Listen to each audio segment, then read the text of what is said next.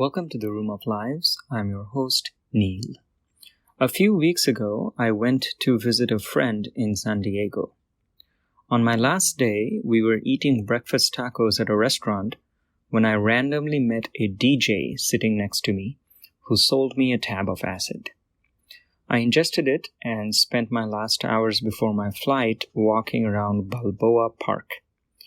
In this public park of gardens, galleries, and public performers, I saw a Canadian magician called Jesse Mock, and I went up to him, I had a conversation, and invited him on my podcast.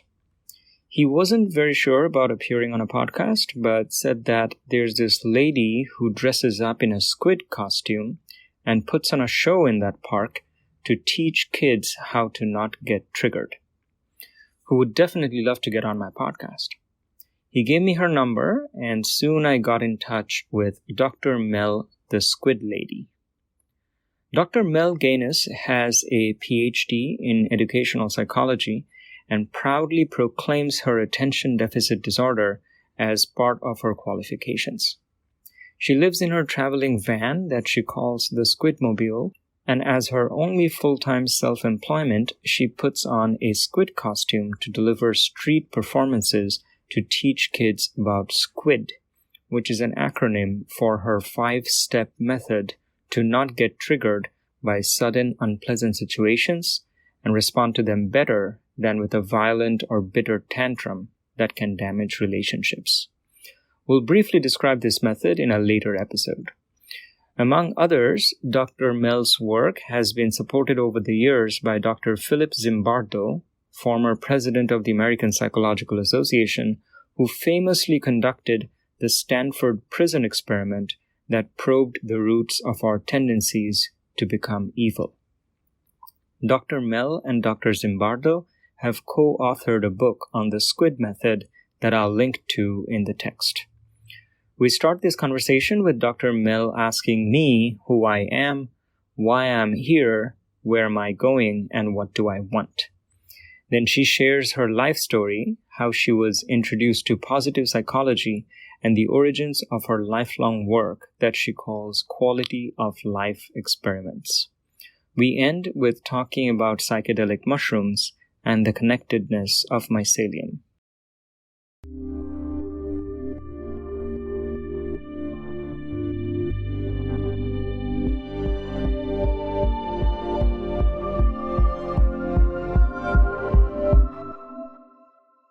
So the first question is, who are you?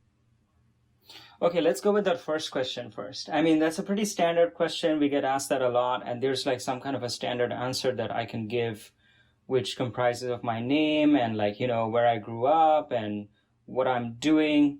But I would say for the greater part of my life, who I am has been a very difficult question for me, because I think that all of those answers are like kind of a surface answer that doesn't, for me, really capture what the self is and whether I am anything. I'm not really sure. And I've actually had like real trouble with this while growing up in my mid-teens. I mean, it kind of sounds stupid because I guess it's of no consequence really and might be just a philosophical question. But time and again, I kind of came back to the question of who am I? Who am I that is experiencing this body and this life and, apparently is in control of my, free will and decisions and whatever. Never found a good answer to it. And it always filled me with some kind of very deep fear.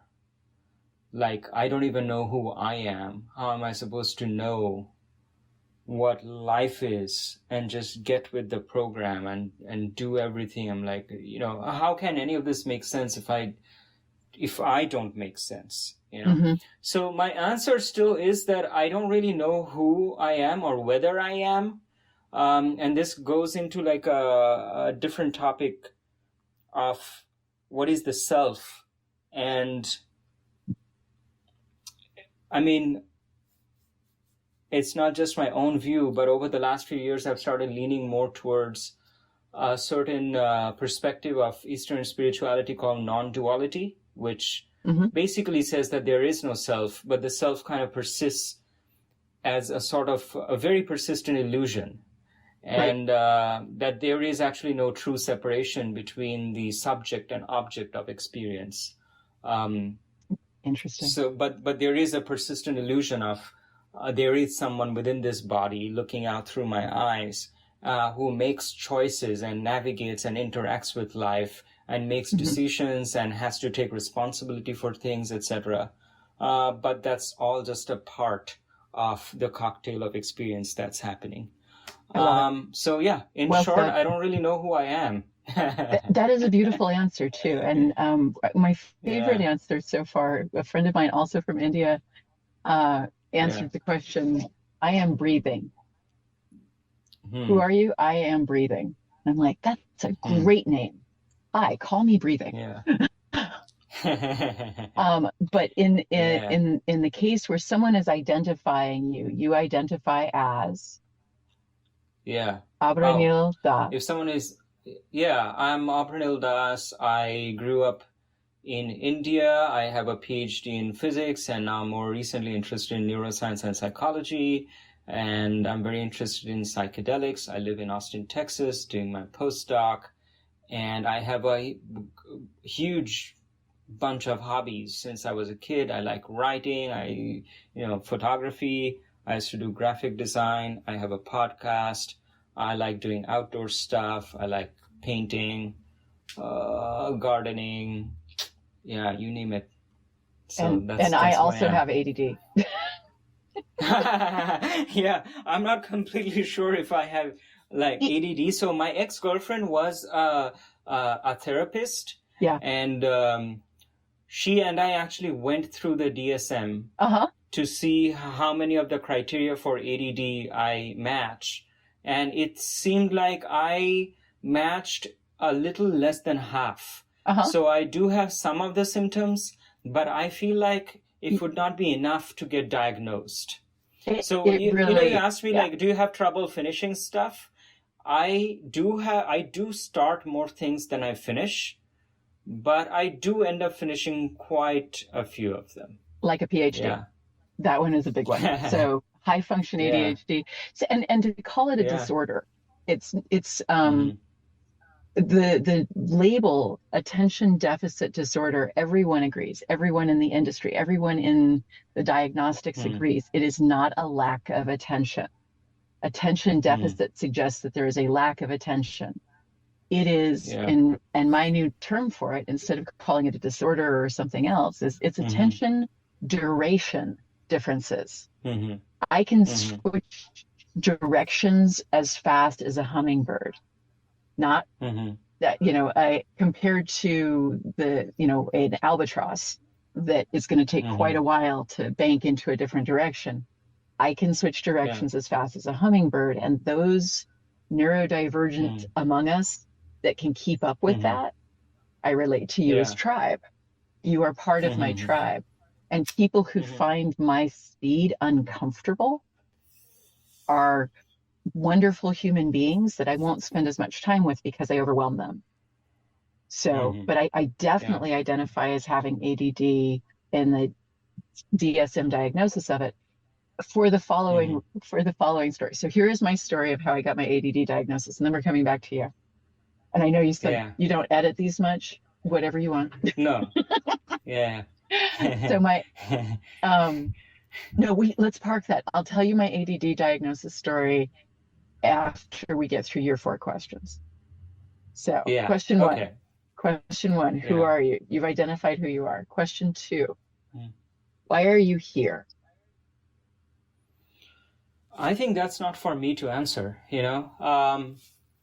so why am I here in any sense of the term, like however local or global you ask that question, like why am I sitting at this desk, or why am I in Austin, Texas, or why am I on this planet? First of all, I don't know what it means to ask a why question about life like that, because when we normally ask a why question, there has to be some kind of, actually maybe Aristotle wrote about this. Like when you ask a why question, why does this do this? you could be implying a variety of different things. One of them is intention, like what was the plan, right? Or what was the intention? What was the plan for why I'm here? And I would say there are, plans that I could tell you that I made in my life, but it's increasingly becoming clear to me that the shape that my life is taking and the moments that it is bringing me to moment by moment is really not the result of any why that I decided years ago. So if there is some kind of an intention behind the constant evolution of the universe, it's in like some kind of an universal realm, not in this personal realm. So I don't really know the why. And I would also say that the why question no longer interests me so much as it did before. When I was younger, I was more preoccupied with the reasons that I would be doing things in my life and, whatever, and what is the point of different things. And now I see life itself as more from a lens of play. Like it's just a kind of play happening, so I have my kitten and she wakes up and she plays. And when she's playing, she's doing things without worrying about the why. Like, why am I doing this? What is the point of it? And blah, blah. And so I like to look at my life and kind of perform my life more from a spirit of play, where there is a sense of fulfillment without requiring an answer to the question of like, what is the purpose of this? And, there are little bits of purposes like modularly, like right now, I could say I'm doing this podcast with you. The why for that is that I find you interesting and I would like to collect interestingness in this kind of documented form through my life. And then if you ask, why do you find this interesting? I was like, I was born with this mind and I don't know why. So, the attraction, the connection. So, yep. Dude, it's so weird. I feel like I'm being such a difficult, like you ask me who I am. I'm like, I don't really know. And you're like, why are you here? I'm like, I don't really know. There's not a wrong answer. And the beauty of it is you can continue down that thread, because the third question is, where are you going? Yeah. Where are you going? Where am I going? I think that is also a big mystery. And it's kind of connected to the stuff that I'm talking about before. When I was a kid, from a young age, I had a very strong vision for my future. Like when I was very young, I wanted to be a scientist. From a very young age, I wanted to be a physicist. So at that age, I knew where I was going. Like I had this image of myself becoming a theoretical physicist. And then later on, my trajectory changed. And it was quite challenging for me when I had to move from physics to neuroscience, because that very strong plan for where I thought was going was challenged. And now I'm more comfortable with knowing less about where I'm going and just kind of enjoying what's happening in the moment. Of course, I have a little bit of an idea of where I'm going next, but it does not extend years into the future. I would say I know where I'm going to the extent of maybe a couple of years from now, based on just what is interesting to me. And I'll say where I'm going right now is I have been, and I'm trying to go more and more in the direction of whatever resonates with my heart, like whatever I find interesting. And it could be work. And in work, it has been like, the natural sciences and going now more towards like neuroscience and things like that. I like thinking about math and kind of connecting those two worlds there. Increasingly interested in psychedelics and psychology research. So that's the work stuff. And on the other side, there is always a lot of like personal stuff going on. Like, for example, I find that there's something in me that is always, or at least a lot of the time, it's kind of almost bursting, trying to express itself in different ways. So the podcast is one of those ways. Art is something else, like journaling or writing is one. And so that's something that I find a lot of fulfillment in. I'm trying to keep developing those aspects. But the other part of where I'm going is sort of, I would say, personal development. There are some ways in which I know that, I feel like I am on a path of trying to become, well, it sounds a little bit kind of a cliche to say trying to become a better person. Like, what does that mean? I would say trying to become a person more aligned with my deeper principles. And finding what those principles are is first, I'm kind of confused about some of those principles. Yeah. And then even when I have those principles, it's difficult for me to keep myself oriented with those principles all the time, because they're sometimes like more challenging and they're like long term. And the short term gratification mind comes and takes me away from those principles every once in a while. And something happens. There's like the short term decision mind and the long term decision mind. And basically, there are some of these qualities which I'm trying to still develop and like, be more aligned with my principles, because in the long run, it reduces friction in my life, like internal friction. Excellent way of describing it. So there are just some aspects along which, I'm trying to develop. So that's another, like, to name a few, I guess I'm trying to become a more patient person. And I definitely want to become more emotionally resilient. But I also want to become more sensitive and more empathic.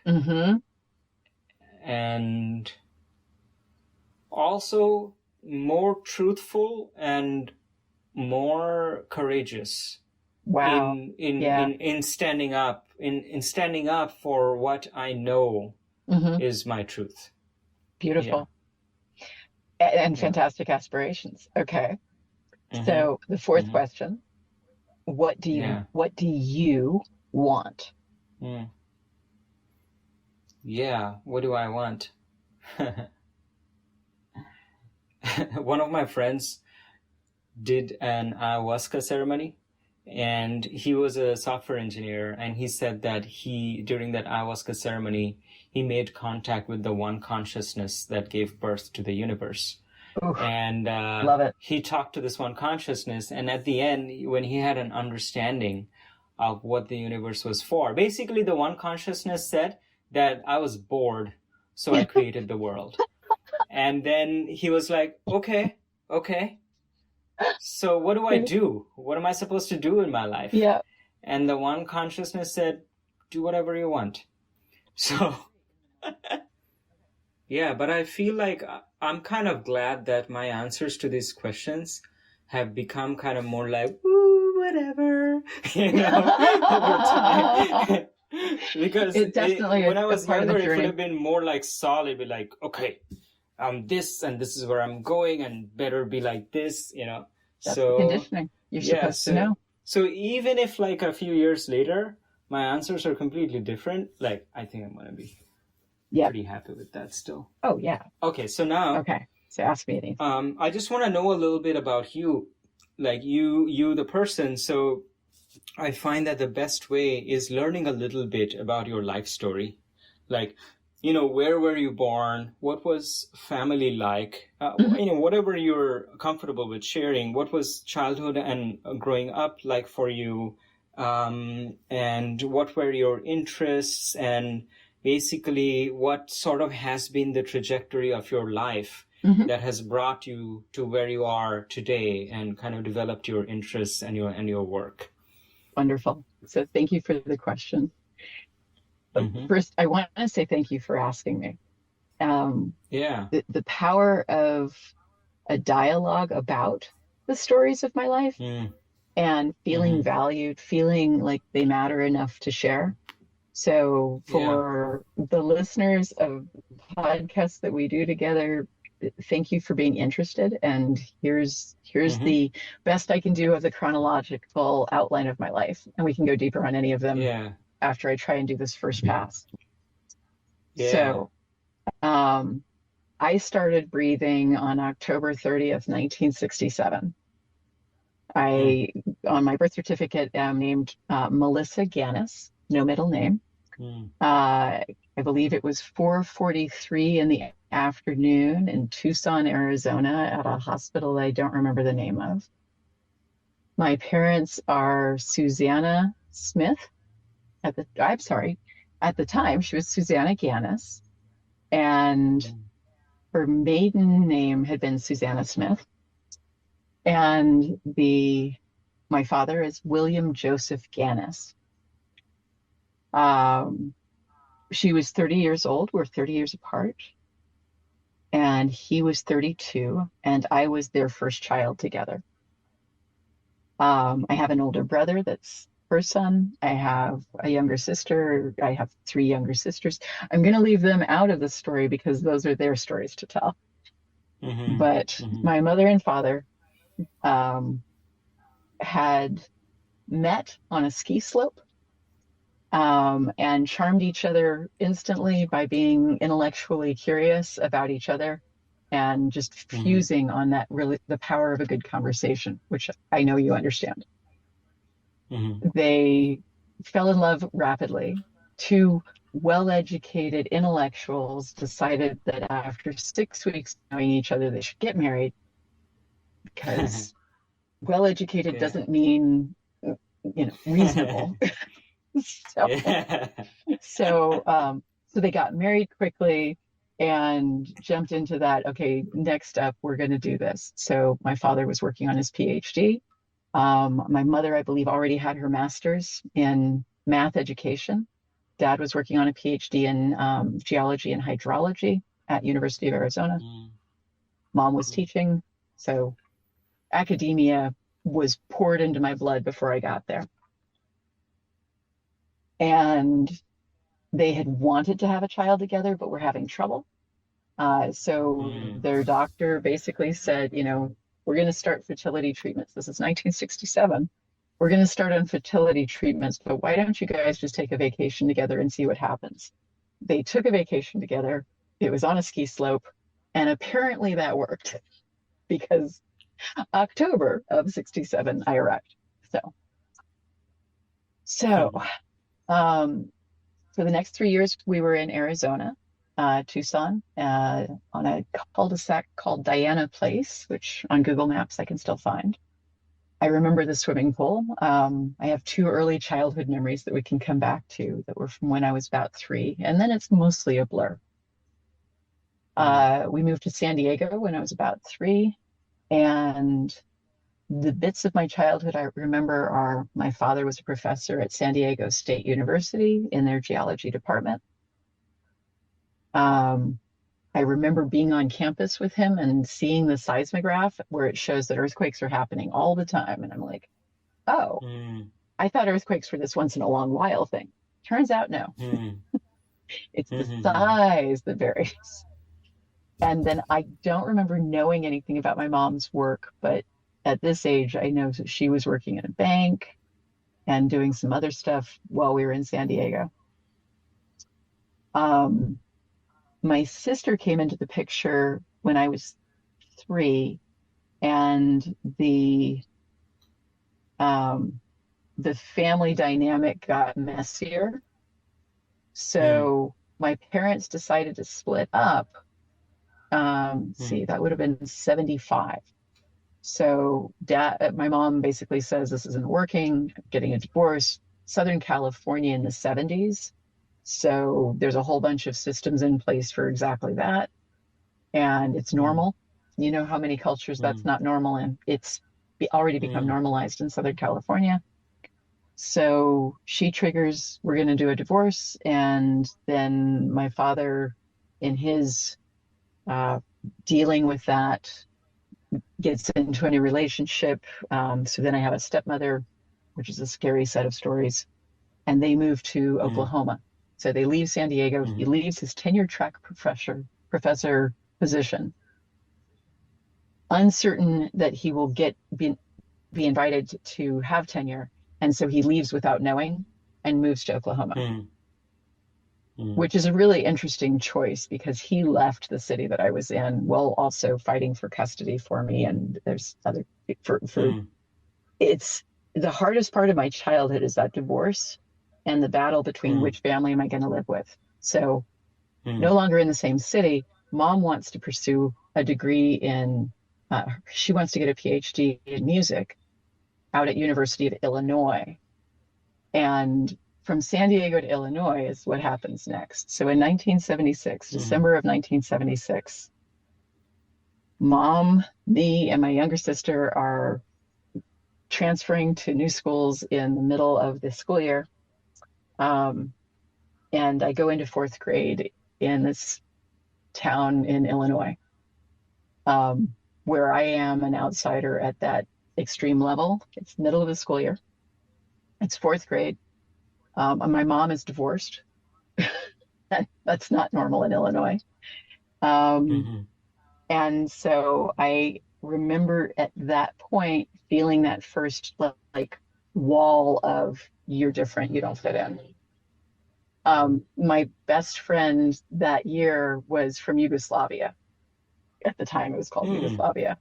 And she could relate. We didn't fit in. So there was no diagnosis of ADD back then. There was no neurodivergent language. And, that we didn't fit in could have been described as any number of things. We were from different cultures than the people in the school. They had formed bonds over the years they'd been together. We were new. So fourth grade in Illinois, discovering that snow, as beautiful as I thought it might be, turns out to be too freaking cold. And I don't think children should know the term wind chill factor firsthand. So for me, the next 10 years in Illinois played out as, the very formative experiences.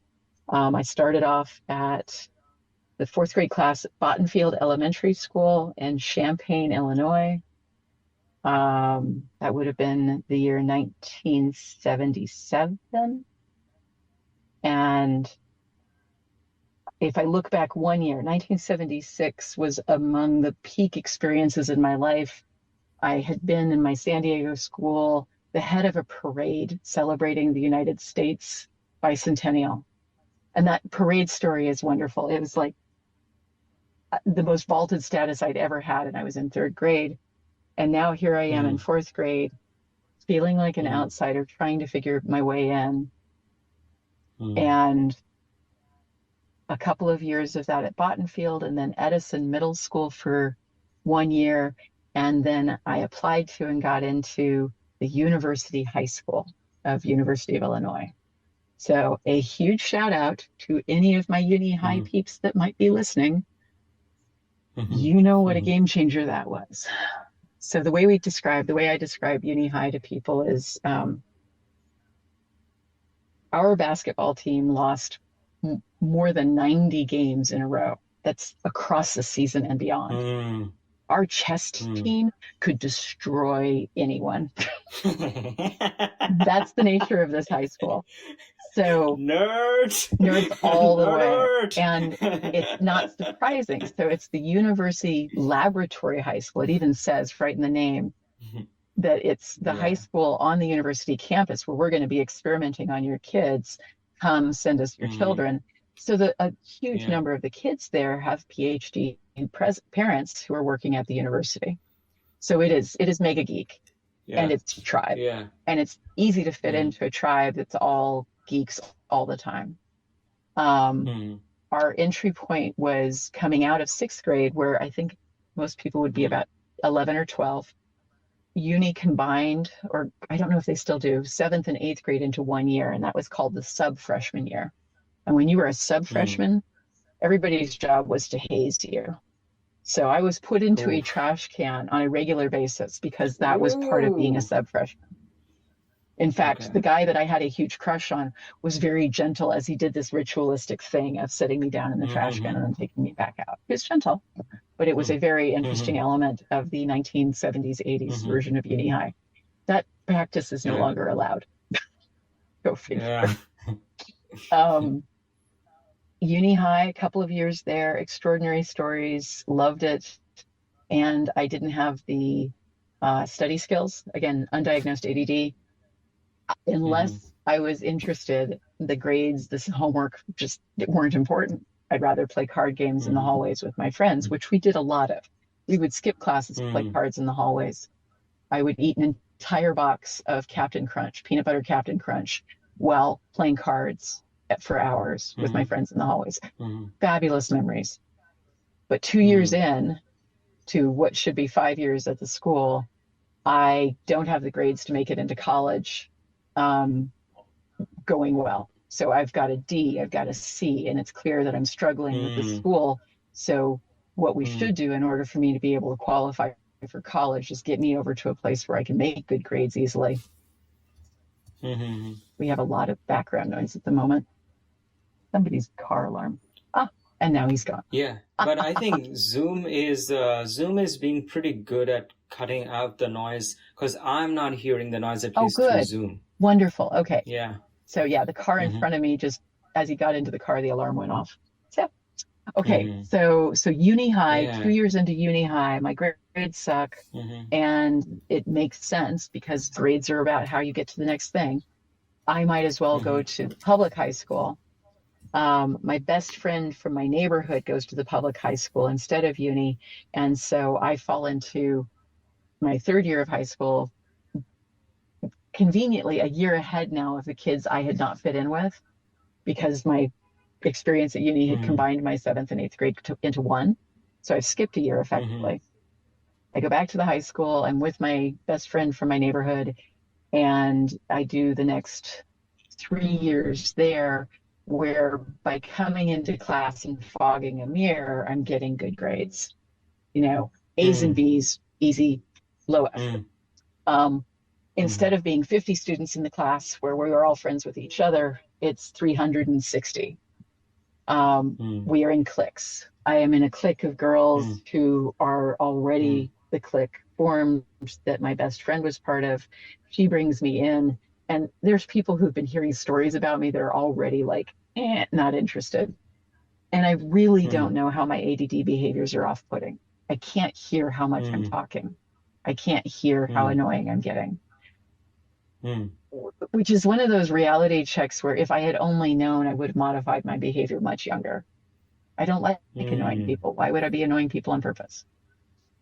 But behavior modification, it's a thing. In any case, make it through the 3 years of that. It's that high school was Central High in Champaign, Illinois, and then get myself into the University of Illinois for 2 years, starting off in computer science. And there's so many threads I want to pull back to. I had, when my parents were divorcing, had a psychologist who had been, they gave me sessions with a child psychologist to work with the depression or the symptoms of struggle that kids go through with a divorce. I had grown up believing that I wanted to be a psychologist because this woman had been so kind that I thought it was the perfect job. I would go to her house. She would have me play games in a quiet environment where I was the only kid and she was paying all of her attention to me. How could you not want that? And so I had thought that I was going to go into psychology. I'd written in my journal as a kid, when I grew up, I want to be a psychologist. And I spelled it phonetically. So it's like SICY, because I know there's a Y in there somewhere, and a few other letters. I want to be a psychologist. But as the years went past, and I thought that's what I was going to do, we had some family stuff come up that meant I saw what clinical psychology really looked like, and I went, hell no. Clinical psychology, I can't imagine being in the space of trying to help people deal with the drama and trauma that comes under the label of clinical psychology. So I switched to computer science. Let's run the other direction. So I started off my undergraduate degree in computer science mathematics at University of Illinois. And as a woman in 1984 going into STEM, I didn't know that there was going to be any trouble, but I can tell you that it didn't take me long to get out. A year later, I switched my major, and it was because the professor that I had seen, I think that was the number one. The professor in the computer science department was the worst professor I had ever seen. He was hostile Mm. and disrespectful to students. Mm. So stop teaching, except the game is you Mm. have to. Mm. But I never wanted to interact with him again, and that meant leave the department. So then I Mm. switched over to psychology, and that is my first experience with positive psychology was being in the classroom with Dr. Ed Diener, who Mm. this would have been 1980, I believe it was 1985, second semester, first year of college.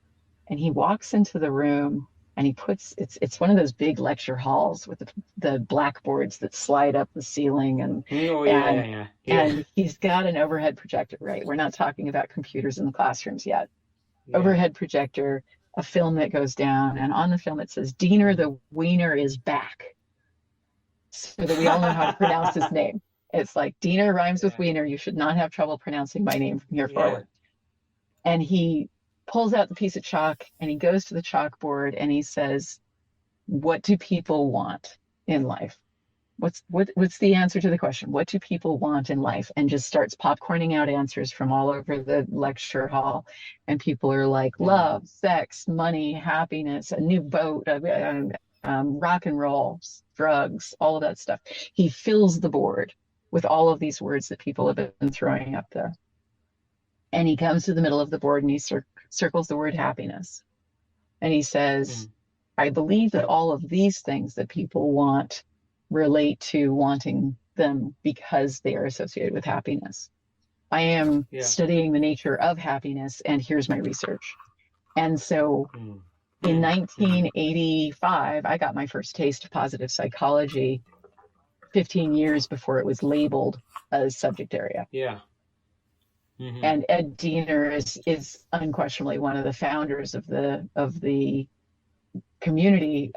What I learned in his class that was so fundamentally life-changing for me was that in the pursuit of happiness, he had found two variables that mattered most. Mm. So pursuit of happiness is kind of vague. The two things that correlated most with his measures of happiness in people were the quality of your relationships with other people and the Mm. quality of your relationship with yourself. Yeah. Makes sense. If you had high quality Yeah. relationships with other people and you felt good about yourself, then your happiness was much more likely to be up here. If either one of Yeah, those yeah. was low, it was going to be less. And if both were Yeah. low, you're Yeah. screwed. Yeah, yeah, I see, I see. So basically, the amount of happiness that you experienced was strongly correlated with these two variables, right? And only two. And only Yeah. two. Now we can Oh, wow. operationalize those. Mm. And so by Mm. Mm-hmm. operationalizing them, you go, relationships Mm. matter. If you Mm. are not paying attention to the quality of your relationships, you need to Mm. bring your attention to it. Relationships Mm. are a key ingredient in the quality of your life. They always will be. They always have been. Don't forget it. Yeah. And the other one was Yeah. your individual sense of self-worth, your perspective of yourself, your agency, all of those things, Mm. those matter a lot too. Pay attention to Mm. both of those. And when all of the other Mm. factors come in, like how much money do you have in your bank account, Yeah. recognize that that Yeah. matters less. It matters Mm. less. Mm. At the end of the day, this is one of my favorite quotes. Money comes and money goes. Time only Mm. goes. How are you spending your time? Mm. Mm. And if you're spending it doing things you love with people that you love, Mm. if you're spending it doing things that give you that positive quality of life, then that is a life well lived. If you Mm. had $20 to your name most of the time and nothing else, that's still a Yeah. life well lived. Mm. So I Mm. really, I really came to understand as he presented the research on quality of life and money, happiness and money, he Mm. showed that there was a flat line. You can be Mm. really rich and miserable. You can be really poor Yeah. and happy. There's Mm-hmm. over the years, they've definitely concluded that there is a threshold where money does matter. You have to be able to cover your Yeah. necessities. You have to be able to cover a basic level of quality of life. But at a certain point, Mm. more doesn't make a big difference Mm-hmm. unless that's your thing, in which case the accumulation of money might be what gets somebody's joy for them, in which case, no surprise, they continue to accumulate money. Mm-hmm. That has not been my priority in life, although I ended up getting quite wealthy. So that's a different part of the story. Okay, so where to go from here? We've gotten to college. We've gotten to Diener's class. Second year in college, I enter into a relationship with someone I actually knew back at uni high. He's a couple years ahead of me in school. We end up meeting up with some other uni high people, and then he asks me out, and our first date is at a hockey rink, or an ice rink. So we go ice skating because he's a hockey player. And I was hanging out with him last night. So relationships. So he's one of my best friends. He and I ended up in a relationship while he was graduating from college and I was in my second year. And the relationship was going so well that as he graduated and starting to do the job hunt, we'd both grown up in Illinois. I was tired of Illinois. I was desperate to get out of Illinois. And we were living together over the summer. I'm like, I don't care where, just take me with you. It's not even about the long-term relationship. It's get me out of Illinois, please. I beg you. So he did what he did, and he interviewed at different companies and got hired by Microsoft. 1986. So in August of 1986, he and his girlfriend, me, moved to Seattle, Washington. And I'd never seen it. I was flying out of Chicago, bitching and complaining about how I didn't like the unlimited amount of flat concrete structures and just this. I wanted something that wasn't Chicago or wasn't Illinois, and I was frustrated with the nature of the climate and all of these other factors. And when we flew into Seattle that first time, it was at night, and the pilot turned off the lights in the cabin. And we were coming in, and the lights on the hills of the Seattle houses and buildings were twinkling. And the black of the water, when you're coming in at night, you know how all of the water is just solid black. And so we had this variety of shapes and forms and lights and beauty. I was in love before the plane hit the ground. So I am a Seattleite. I have been a Seattleite since 1986. This is the most beautiful home I've had. And I'm a San Diegan who has gone from childhood back to San Diego, and that's a more recent part of the story. But those are my two identities as far as where am I from. Illinois is a place that I did time. So we've made it to 1986 in my Microsoft days. And it's now 2023, and I'm going to check the time. It's 12:14. To get from 1986 to 2023, I'll let you do a little driving on this one. Ask me a question from that period of time. Where do you want to go next? I've landed in Seattle. Yeah. And you were how old at this time? 86, I would have been 19. Oh, you're 19. Actually, I was 18 when we landed. I was 19 that year. Yeah. The thing is, what I see about you and your life so far, you're a highly unpredictable person. So I don't even know what question I should be asking about what happened. But, one of the questions that I was interested in is that after this kind of very smart person who's like very motivated by things that they're interested in, has spent so much of their life probably experimenting a lot, they have kind of converged on this like quality of life thing, which is like reducing suffering, increasing the quality of life. So I just wanted to know specifically the journey and perspective of what led you to converge down this path. Thank you. So that is the story that you can tell me, but I am also interested in all kinds of side stories, because you don't get the real picture of a person if you just follow, what you think is their most salient thing backwards, Yeah. No, I'll pull out the stories that light me up. But you've asked a really brilliant focusing question: is why in this journey what were the factors that led me to choose this mission in my life? Because I have Yeah. not doubted my mission in a long, long time. And Yeah. when I do Yeah. coaching with people and they're not sure why they're here, it's like, well, let's just take a look. Yeah. So, what is the Mm-hmm. meaning of life? What is the meaning of my life?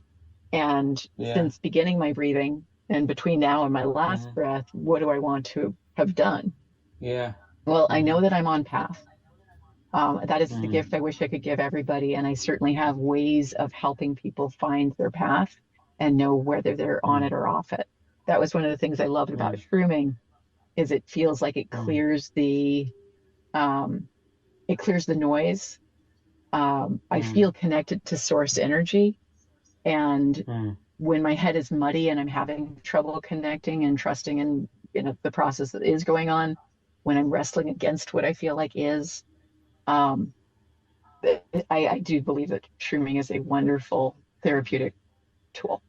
so, so coming Mm-hmm. back to, Mm-hmm. so coming back to the, where did I get that lens? It came from privilege.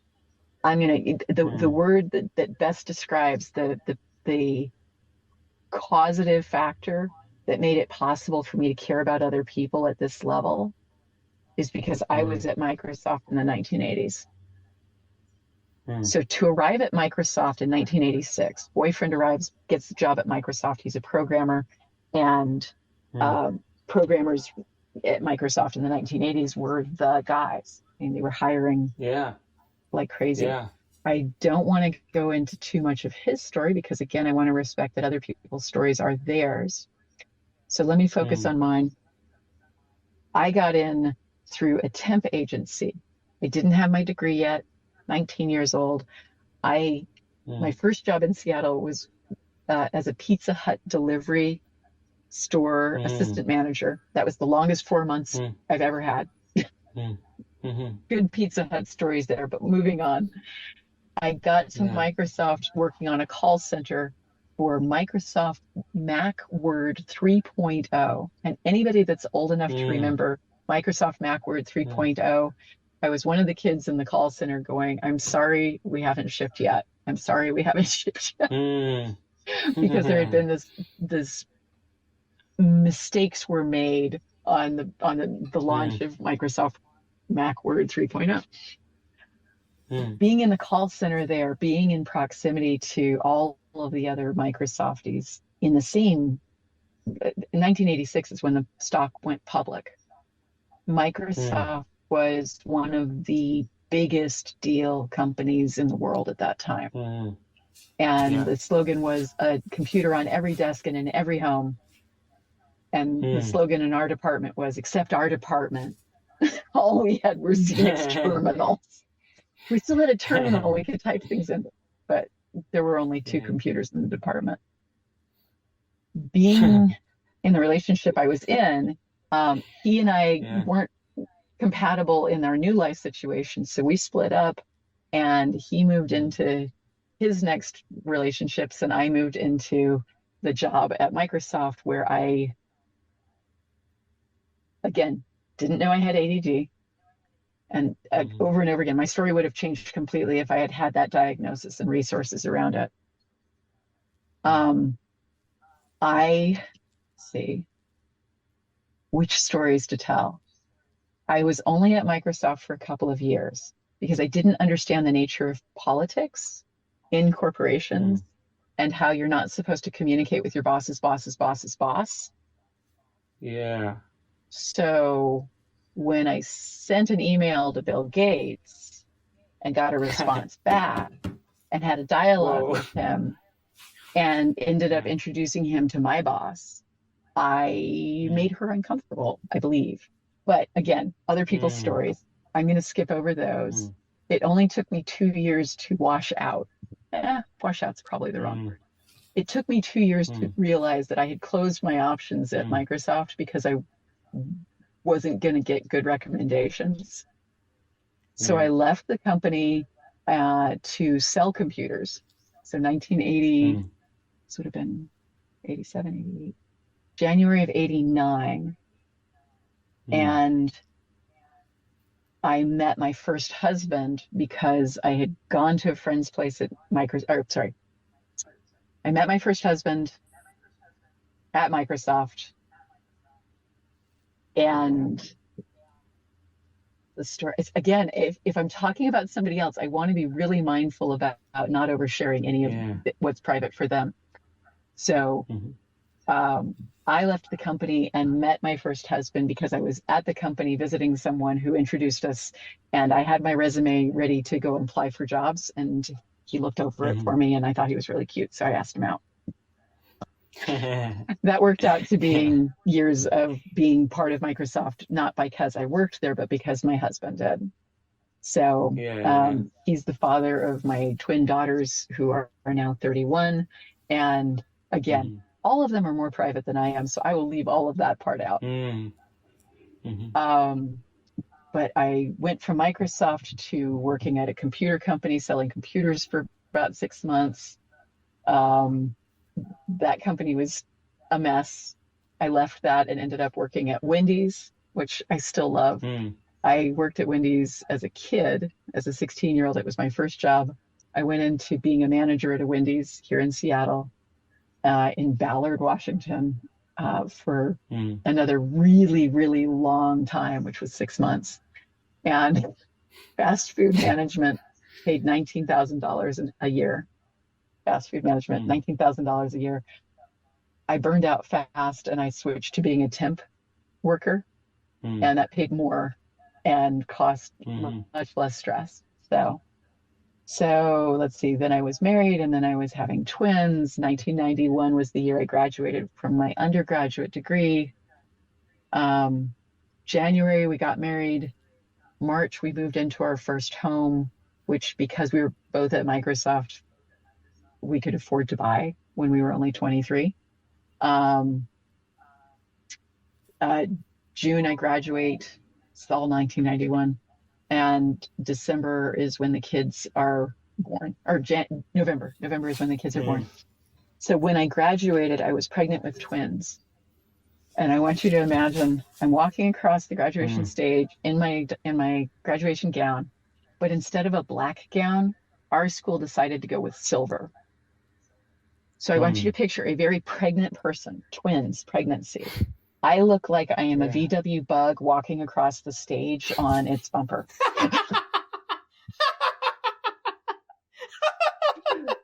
So yeah.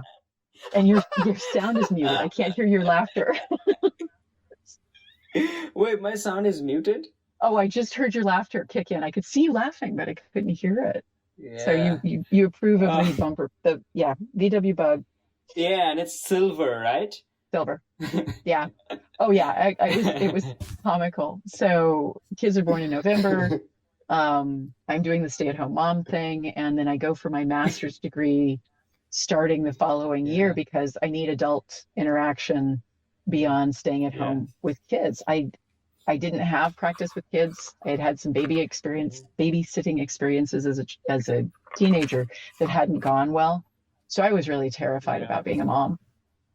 And ironically, it was Dr. Diener in 1985 who had talked about having twins and who had talked about experimenting on his kids and all of this stuff that had given me a sense in that college classroom when I had been sure I would never have children. Something about his class had given me the sense that I could. So, so let's see. Went back to school, got my master's degree as my form of what do I do besides staying at home and taking care of the kids. Husband was working at Microsoft. And then I'm going to skip over a bunch of messy stuff because it's, again, not my story to share. So got divorced, got remarried, got divorced. And at this point, it's 2003 when I'm coming out of my second marriage. And I decide to go back for my doctorate. So 2004, I start taking classes toward a doctoral degree. I've got my master's is in business from Seattle U.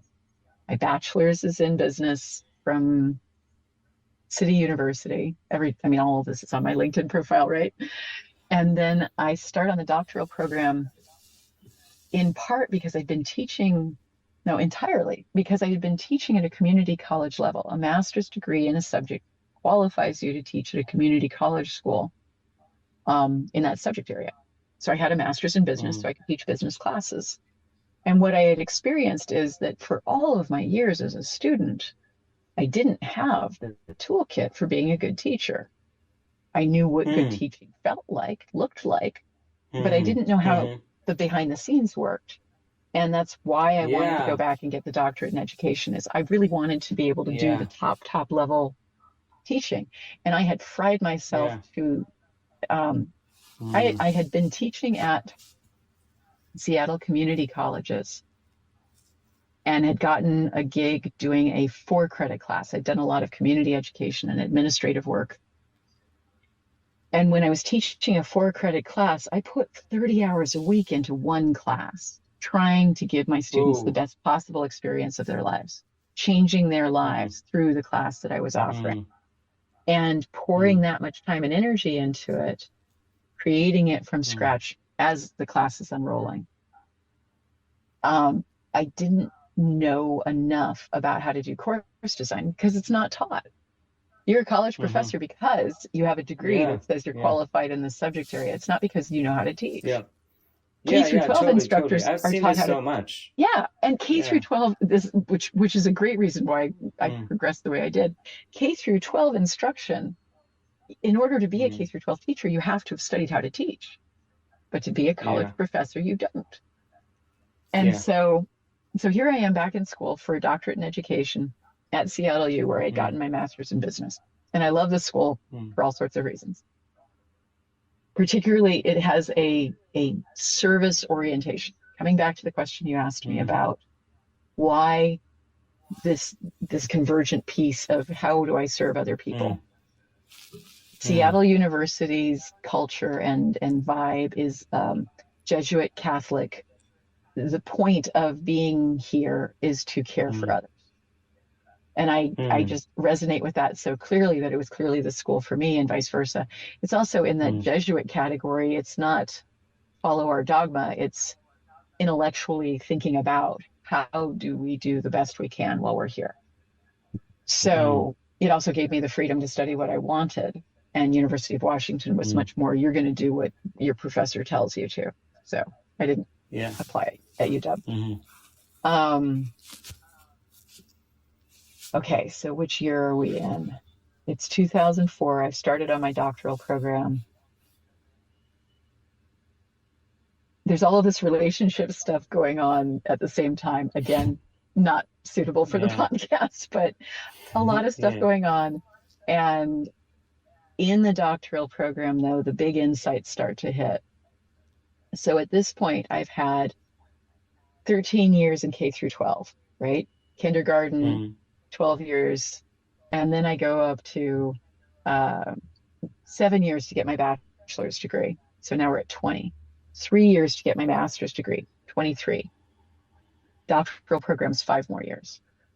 So at this point today, I have 28 years of formal education. Kind of crazy. Yeah. But in 2004, I am taking my first round of classes in the doctoral program, and we get to what's called the methods class. And I don't know what it was for you in your physics PhD, but in the social sciences, methods is about how we do the experimentation and research and how we do research, including experimentation, in the context of social sciences. And this is where quality of life experiments comes from. A place of incredible frustration. So I am at this point, let's see, it's 2004, so doing the math, I am 37 years old. I remember the scientific method is from high school. I remember learning the scientific method in chemistry class. I remember using it in chemistry class, and I remember leaving it in chemistry class. I get to my 37th year on the planet, and I'm in a methods course, and they explain. The instructor talks about how, well, scientific method, what we're going to do is we're going to form a hypothesis about a thing, and then you're going to go and do your research and then experimentation study, and then you come back with results, and then you have more information. And I had this epiphany moment of, wait, I could have been using this my whole life. I could have been treating my life as a set of experiments where I have I have a hypothesis, and I go and I test the hypothesis, and then something happens and I take that and I move it back. And I didn't know that until that methods class. This is where I get really like, wait, it should have come with me when I got my chemistry class. It should have been in my toolkit from the moment I left that first class of chemistry. It should be taught at a very young age.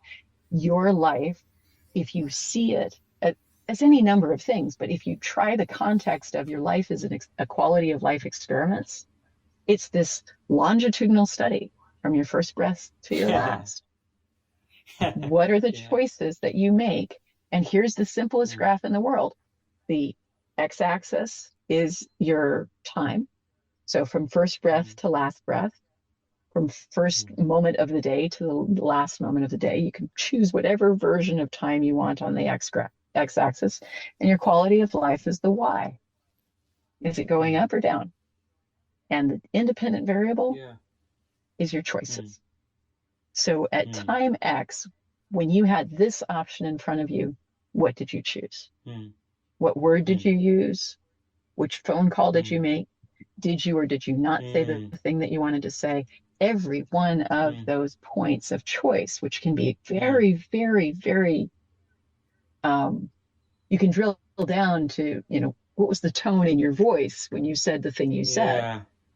Those choices affect your quality of life, because that, combined with all of the other variables in a circumstance, change the nature of this graph. So the reason that what I do is called quality of life experiments is it gives us that ability to first focus on what is the number one goal that I think as an individual we should be focusing on. It's quality of life. If there is a factor that matters more than quality of life, I'm not sure what that is. So, and let me hand the microphone back to you, and I'll pause and I'll take a drink. There is a core part of my being as to how I've gotten to this. It's quality of life or what? If it's not about quality of life, then what is it about? And I hand you back to the mic and let you talk about that while I crack open this lovely beverage. Yeah. I mean, I kind of get it, I kind of get it. I mean, just a little anecdote here. I think I did not value my my overall well-being as highly in the past as I do today. Because, for example, sometimes I made the different choice than choosing the quality of my life. And it's because I was ignorant. And I thought that, so for example, there was a time when I entered a research group in graduate school during my PhD that was not good for my well-being. And I hadn't tried to find out what my well-being would look like if I were to work for this group, just because I didn't know that, that was a relevant thing or whatever. And then I entered what I would call the worst time of my life.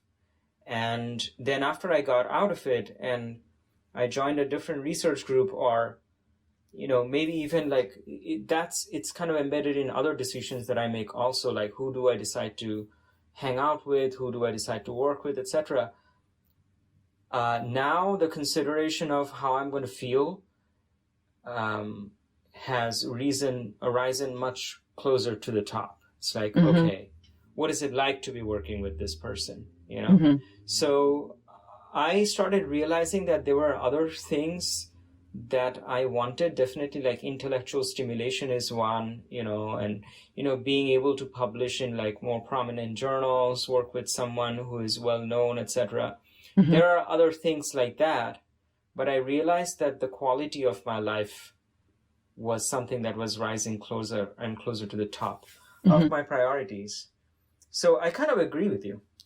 And I would say that during grad school also I started kind of turning more Buddhist and, kind of like having a meditation practice.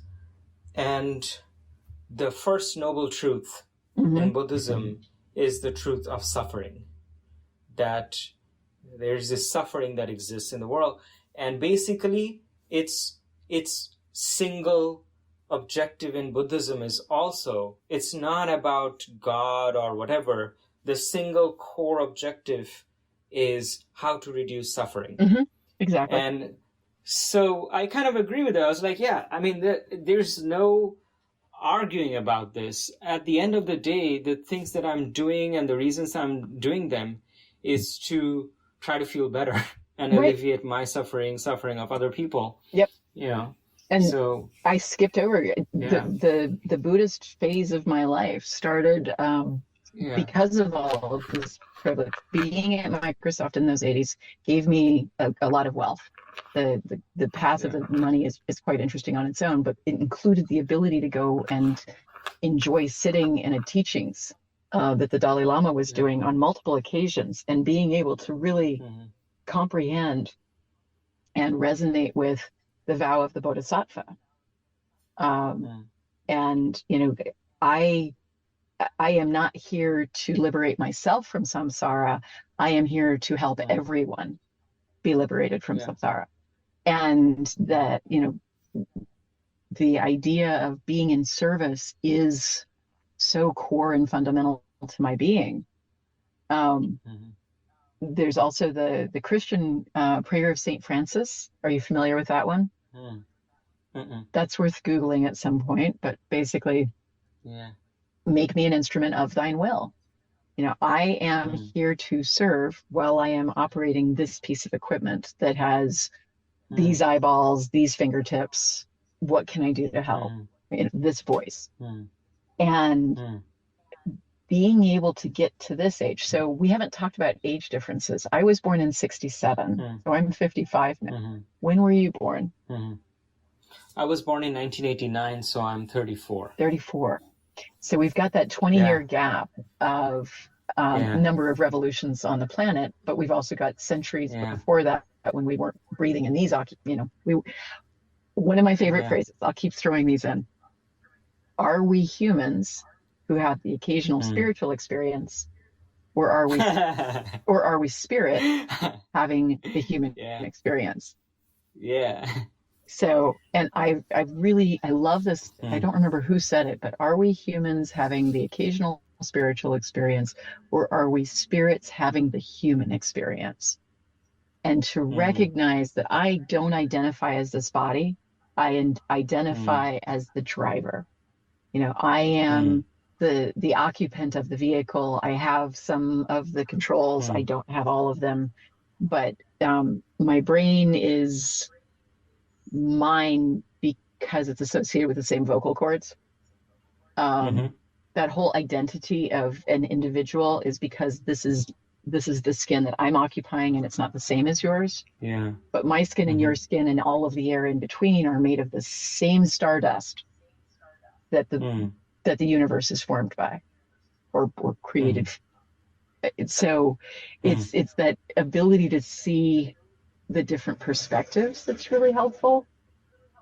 One of my favorite counselors once talked about, if you feel like you're carrying the weight of the world on your shoulders, so I expect you to solve all of the problems associated with suffering. Just get it done. Why haven't you finished yet? And she's like, what if instead of taking that kind of weight on, you recognize that it doesn't matter, but that it makes a difference? So in that space of do what you can, because that's what feels right. You are improving the quality of life for as many people as you can touch and reach and so on. But it's not your responsibility to take care of everybody else. It's something you have the ability to help with.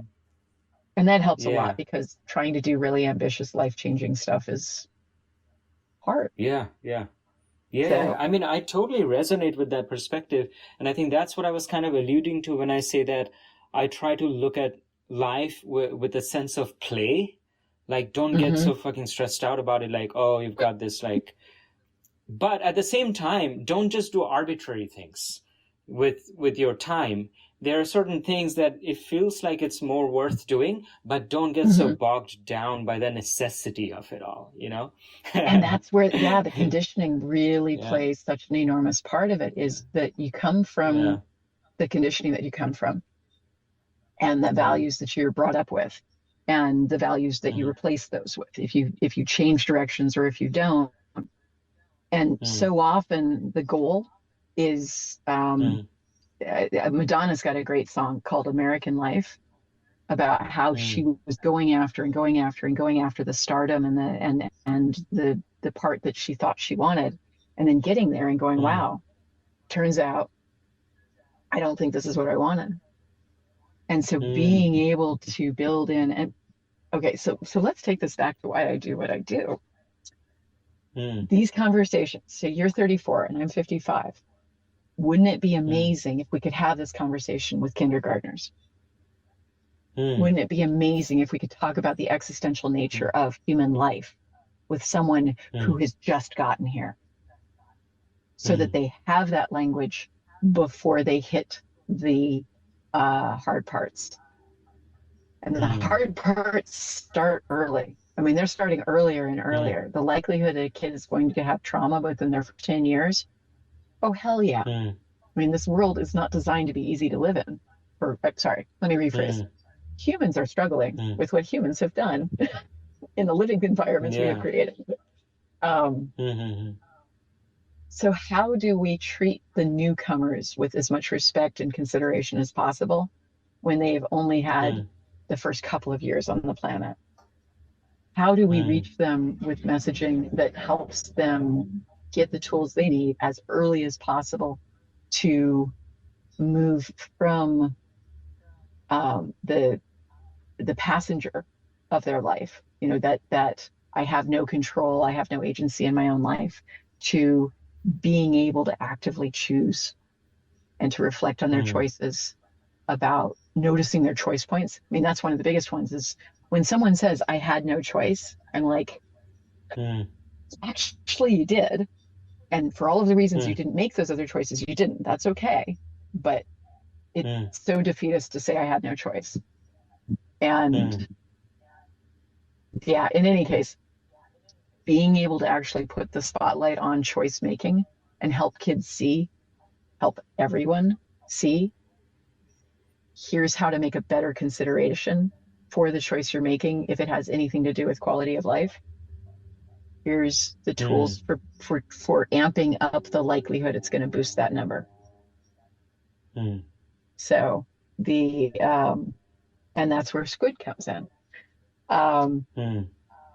It's such a simple concept, and it's so freaking powerful that it has become a central focus of my life, that I am out there teaching full time, instead of working for someone else, instead of being a traditional professor, putting on costume and teaching in the streets, is because this one simple concept, I think, improves quality of life for people so quickly that it's what I'm supposed to be teaching. It's what I'm supposed to be teaching teachers to teach.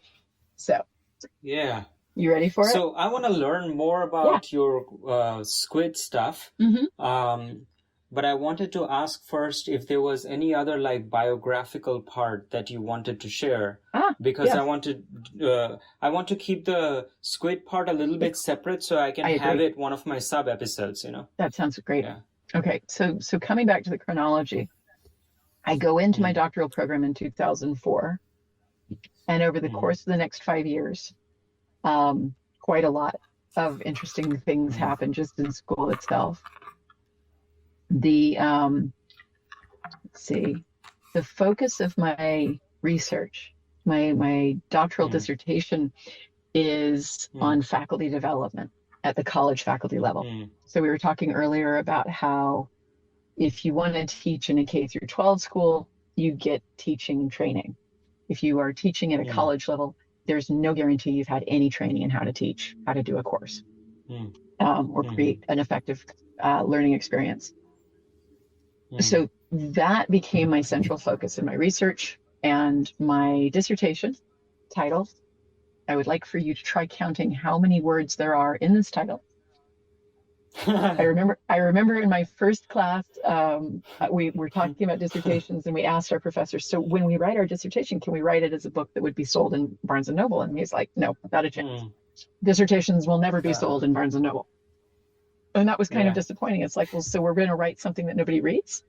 And yes, in fact, Yeah. that's the answer to that question. So to go with that comes a title that says everything we possibly can say, but that almost no one can understand. So here we go.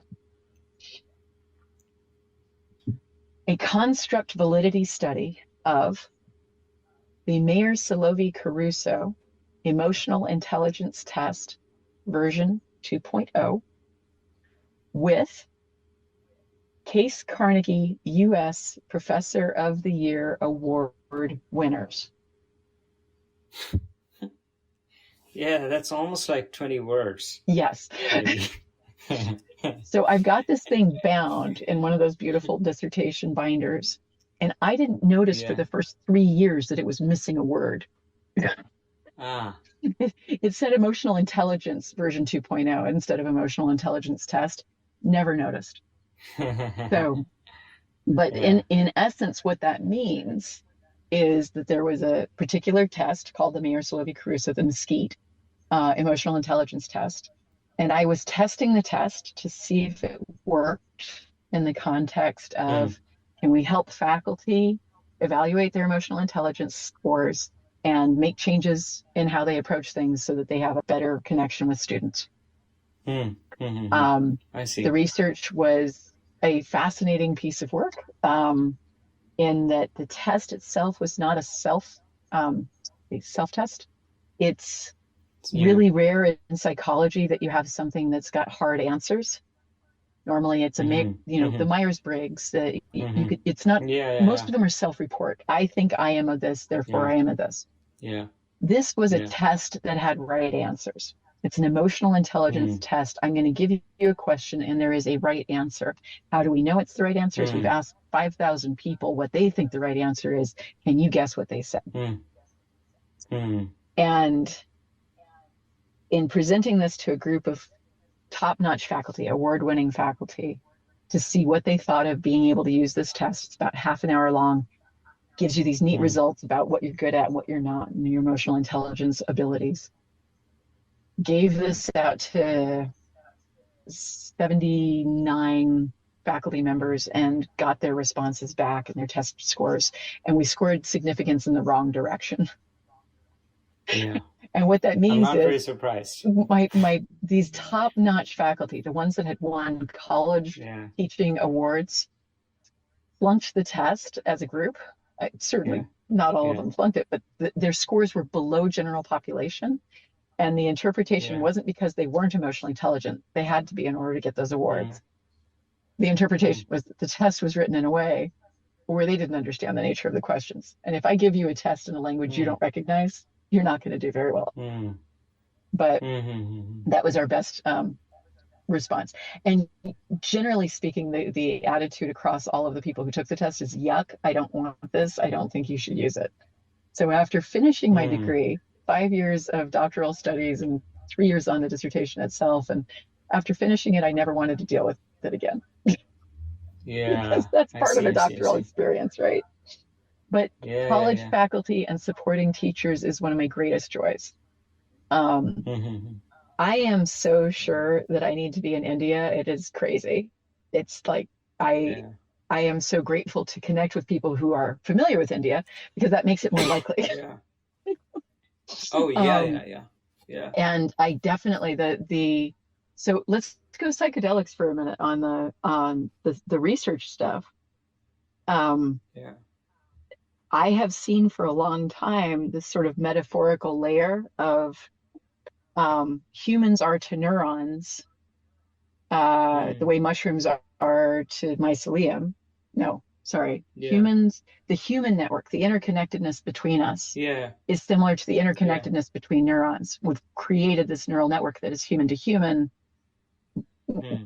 similar to neuron, but on a global level as opposed to a inside our brains level. Or brains and bodies. And the idea that, neurons that fire together wire together. Have you heard that phrase? Mm-hmm. You're in Yeah. neuroscience. I love that phrase. Yeah. So neurons that fire Yeah. together wire together. So here we are having one of those conversations where if I could do the Vulcan mind meld with you, we'd be caught up already, and then we could go from there. But we're doing that, in whatever format we've got. Yeah. That construct of mycelium and recognizing that we are part of the mycelium, we just don't know it yet. As a species, do we understand that we're part of the mycelium? So the nature of mycelium. So I want to hand you the microphone and say, so tell me about your construct, your perspectives, your insights around the nature of mycelium. Yeah, I mean, I would say I don't know too much about it. I only started learning about it recently. There was this documentary I watched called Fantastic Fungi. I mean, you must have seen it. And yeah, so my understanding is that the mycelium is this underground network of these mushrooms. It's just like most of the mushroom organism is actually under the ground, and the stuff that comes out is just the fruiting body.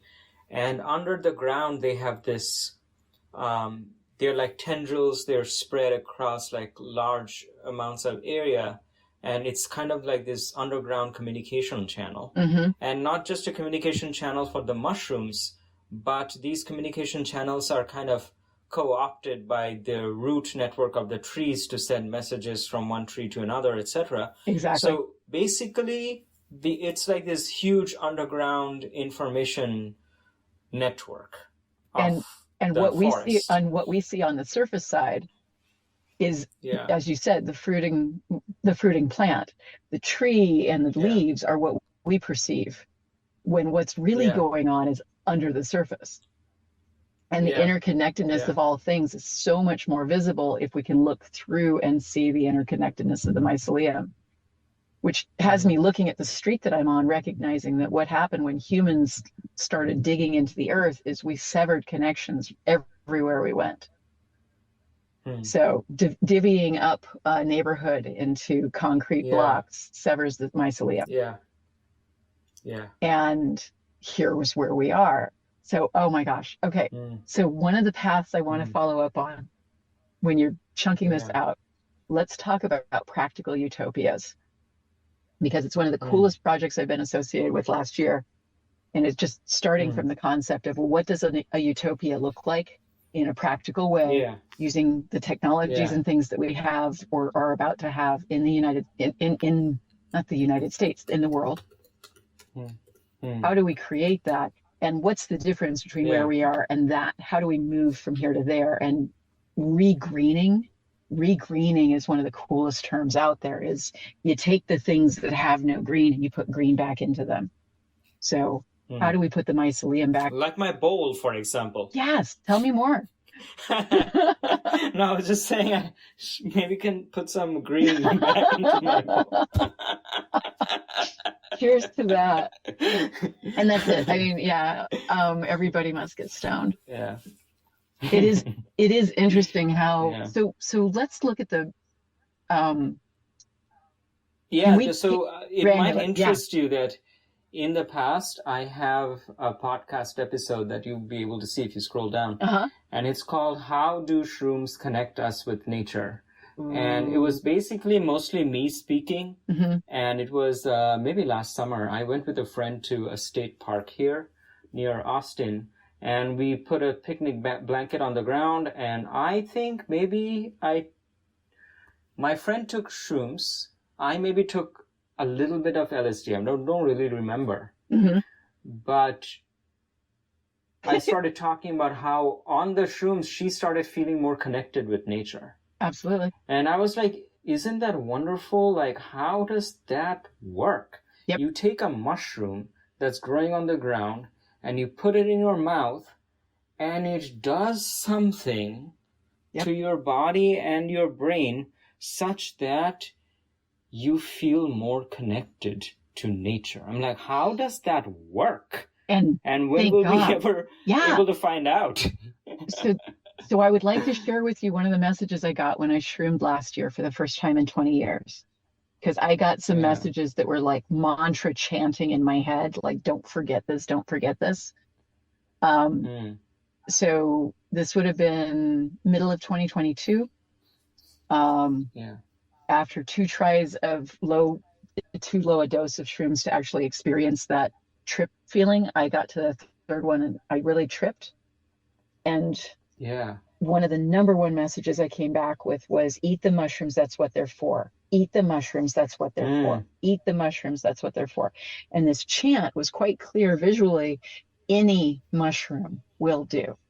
So the mushrooms that are being grown in hazmat kind of conditions, that are being packaged and sold to us in grocery stores, are still mushrooms. And whether they have this beneficial chemistry to them or not, they represent. And we know the placebo effect works.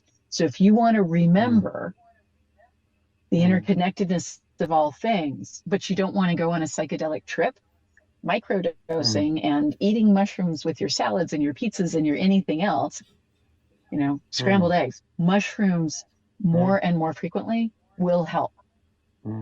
That was one of the big messages I got. And just eat the mushrooms, that's what they're for. I just, in that particular trip, that's the most memorable of the ones I've taken since I started, because it was so much this the powerfulness of it. Yeah. I was trying to clear my head after a really, really stressful period, having taken care of my mom for the pandemic and a lot of caregiving stress. And I cried and cried while I was at the peak of it. And it was so cathartic. And it was while I was listening to the Buddhist chant. I've got a particular video I'm going to really recommend. The Heart Sutra as a song. And I remember one of the most powerful pieces of it was I realized I was weeping as I was listening to this chant. And I know that in this chant, there's a pause, and then they start repeating again. And I can feel the pause coming up, and then I take a deep breath with the pause, and I steel myself for the next wave of weeping. And it's this sense of, okay, let's bring it. And I mean, we weeping in that way of the face is contorted and the eyes are draining, and I am feeling the pain of the world and processing it. We've been in the pandemic for fucking years, and a lot of people are going through a lot of drama and pain, and allowing myself to process a little piece of it, that crowdsourcing option of how do we move through this. And it didn't hurt. It was processing. It wasn't painful. And particularly with this particular chant that I'm going to share, I was just able to sit with that and really get through a lot. So the other messages I got back included, use the chant, that's how to get here. Use the chant, that's how to get here. So for me, that is one particular YouTube video that I'm extremely grateful Tina Tran made with her team and awesomeness. And yeah, having a ritual around how to reconnect so that we can do that more and more frequently without any shame. Number one, there should be no shame with shrooming.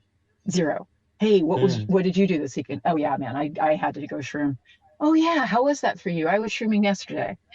Oh yeah, well, for me, I got to see a fucking turtle.